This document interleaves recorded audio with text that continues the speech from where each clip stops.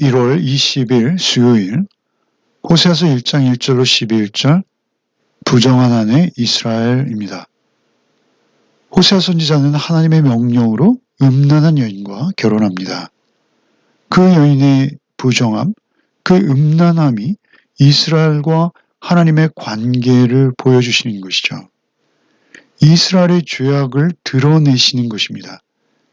그렇지만 결국 하나님께서는 심판을 통한 회복도 보여주시는 것이죠. 먼저 1절과 2절을 읽겠습니다. 우시아와 요담과 아하스와 히스기야가 이어 유다왕이 된 시대, 곧 요아스의 아들 여로보암이 이스라엘 왕이 된 시대, 부에리의 아들 호세아에게 임한 여호와의 말씀이라. 여호와께서 처음 호세아에게 말씀하실 때 여호와께서 호세아에게 이르시되 너는 가서 음란한 여자를 맞이하여 음란한 자식들을 낳으라. 이 나라가 여호와를 떠나 크게 음란함이니라 하시니. 먼저 시대적 배경을 보여주십니다. 북이스라엘은 여로보암 2세의 통치 기간입니다. 북이스라엘 역사에서 가장 풍요로운 시기였습니다. 그러나 오히려 하나님과의 관계는 가장 멀어진 시기이기도 했습니다. 그때 호세아에게 하나님의 말씀이 임하셨다는 것이죠. 호세아라는 이름은 여호수아나 예수와 같은 동사에서 유래되었습니다. 구원하다 또는 구하다라는 뜻이죠. 하나님께서는 호세아 선지자에게 임하셔서 처음 하신 말씀이 음란한 여인과 결혼하여 음란한 자식을 낳으라 하십니다. 이유는 그 나라가 여호와를 떠나 크게 음란하기에 그렇다라고 하십니다. 음란이라는 단어가 3번이나 한 문장에 반복해서 등장하고 있는 것이죠. 여기서 음란이란 결혼한 여인이 남편에 대해서 가장 소중히 지켜야 할 성적인 순결을 지키지 않은 상태를 말하는 것이죠.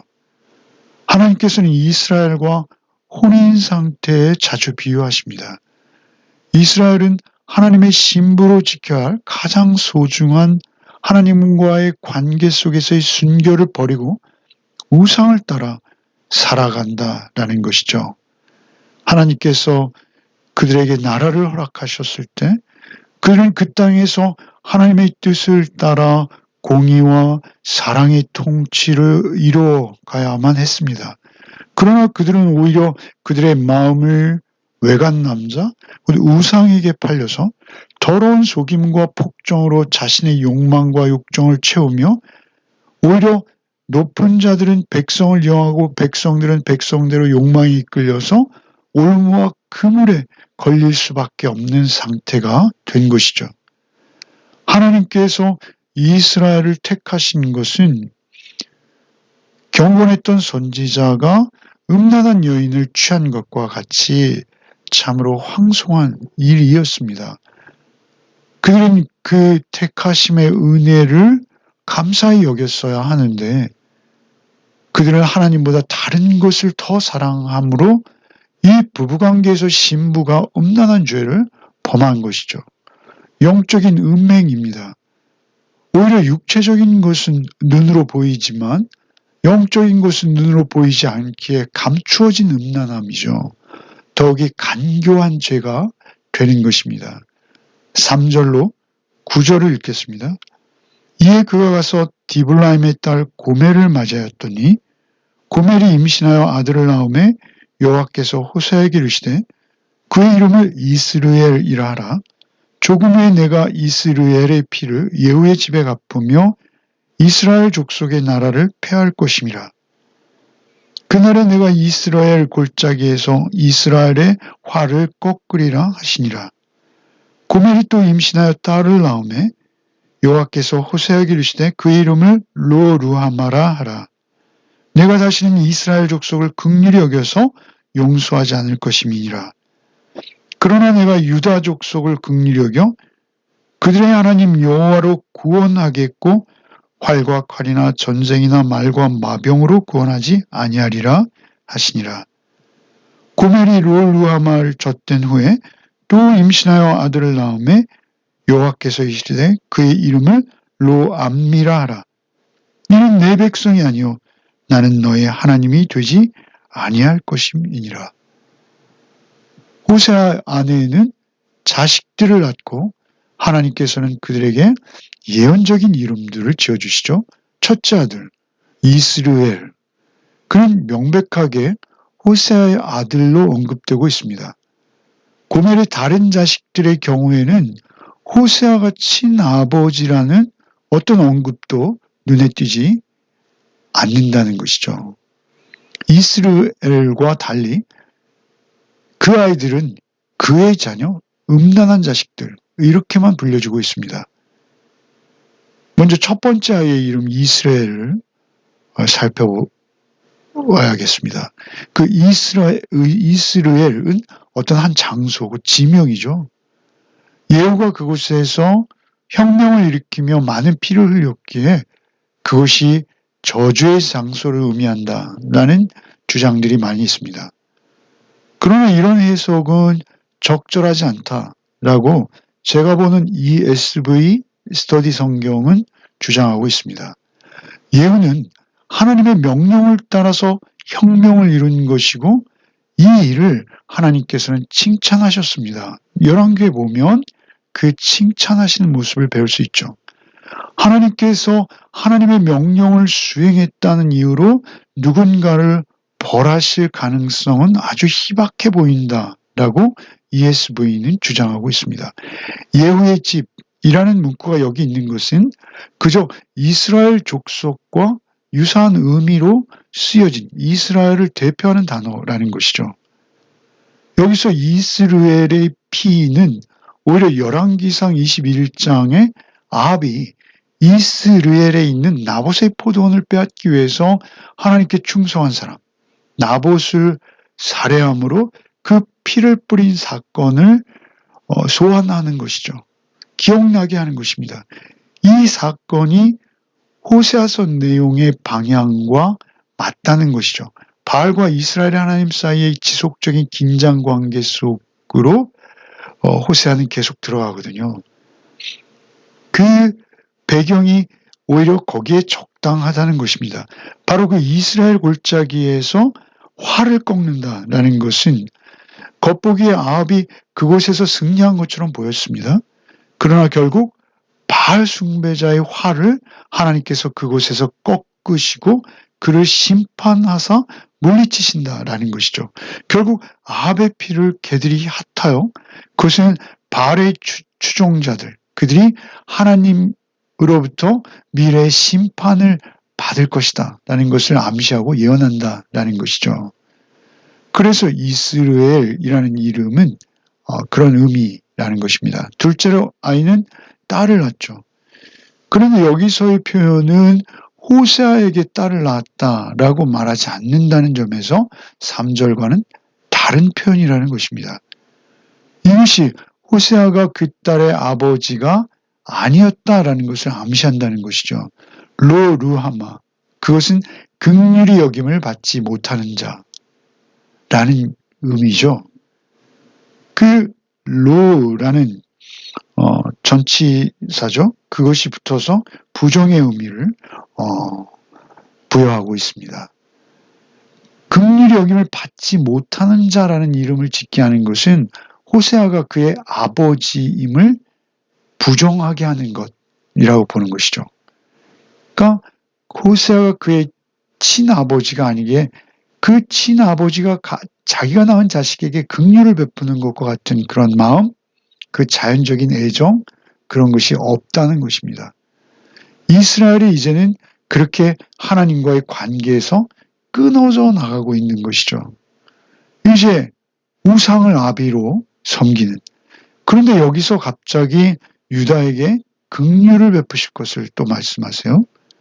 유다를 구원하실 때 칼 같은 것이 아니라 긍휼로 구원하시겠다 하시죠. 이것은 아마도 이스라엘의 우상 숭배를 남유다와 비교하셔서 지적하시는 의도로 보여지는 것이죠. 그리고 이제 셋째 아이를 낳죠. 셋째 아이 이름은 로암미입니다. 이제는 숫째 내 백성도 아니다라고 선언하시는 것이죠. 하나님께서 인간의 죄악을 벌하시되 그것을 단번에 다 다 해버리지 않으시고 이렇게 세 자녀를 통해 점점 멀어져 가시는 것이죠. 그것은 하나님이 멀어져 가는 것이기도 하지만 사실 그 원인은 어디에 있습니까? 그 백성이, 고멜이 그렇게 하나님으로부터 멀어져 가는 것입니다. 그래서 하나님의 심판도 단계적으로 이루어져 가는 것이죠. 결국 최종의 단계는 무엇입니까? 하나님 백성도 아닌 상태에 이르러 버리고 만 것입니다. 그때 10절과 11절을 말씀하세요. 10절과 11절 읽겠습니다.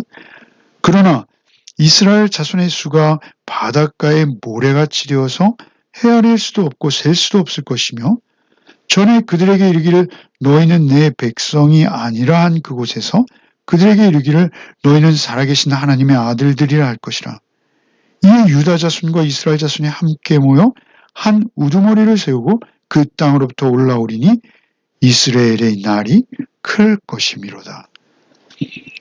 이제 10절과 11절에서는 그럼에도 불구하고 하나님께서는 그렇게 하나님의 백성됨을 될 것을 거부하며 떠나버린 그들을 그대로 두지 아니하십니다.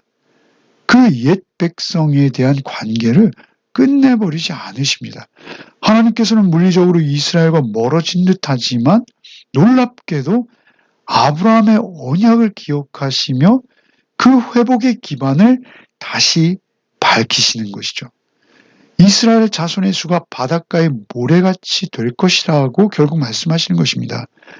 이스라엘이 시내산에서 맺은 언약의 요구를 따라 살지 못한 것이 분명합니다. 그러나 아브라함이 받은 약속을 무효하지 않으시겠다라고 말씀하시는 것이죠.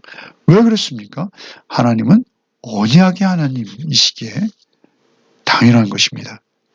이스라엘은 아브라함이 구원 얻은 것과 똑같이 율법의 행위를 통해서가 아니라 은혜를 통해서 믿음으로 말미암아 구원을 얻어야 한다라는 것이죠.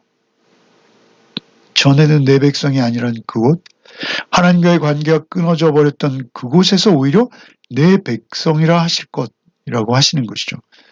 이것은 어떤 지리적인 장소에 중점을 두는 것이 아니라고 합니다. 하나님과 하나님의 백성이 처음 관계를 맺었던 것처럼 그때와 같은 조건 아래서 이스라엘을 만나시겠다라는 것이죠. 그곳은 회개의 장소입니다.